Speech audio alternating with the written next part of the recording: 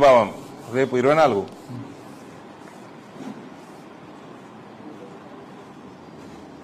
ఏమైనా ఉంటే అడగండి బాస్ బ్రదర్. Thank you.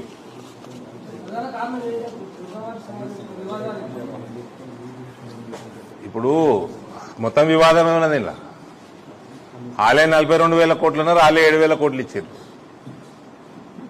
పనికి వాళ్ళ కండిషన్ అన్ని పెట్టిండ్రు. ఆ కండిషన్ అన్ని మేనిఫెస్టోని పెట్టాలి కదా, ముందే పెట్టాలి కదా. బడ్జెట్లో వేసి 30% రైతులకు అందుతుంది, 70% అందుతలేదు రాష్ట్రంలో.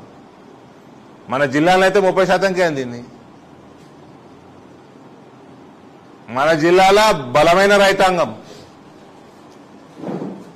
బ్రహ్మాండమైన పంటలు, ఫర్టైల్ ల్యాండ్స్. మన జిల్లా తర్వాత ఎక్కడైనా అగ్రికల్చర్. ఇక్కడ రైతులతో పెట్టుకుంటే భజంత్రి చేస్తారు.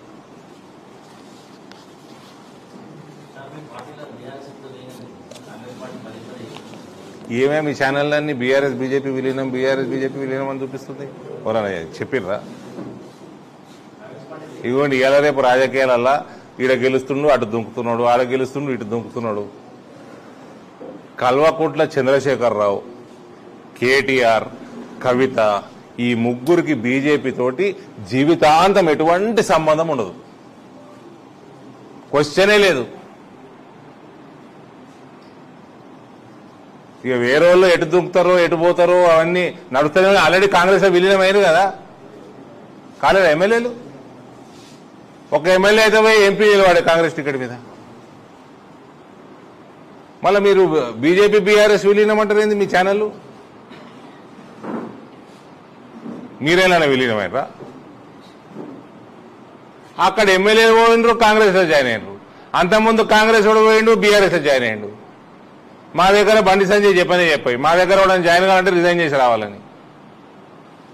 ఈ ముగ్గురు, ఈ ట్రిపుల్ కే అవుతున్నదో కేసీఆర్, కేటీఆర్, కవిత, సచ్చినా కూడా వీళ్ళు బీజేపీ దగ్గరలో రానియరు. ఏం తెచ్చోదులు ఇంకో హెచ్చా. వీళ్ళు ముగ్గురు మాత్రం సచ్చినా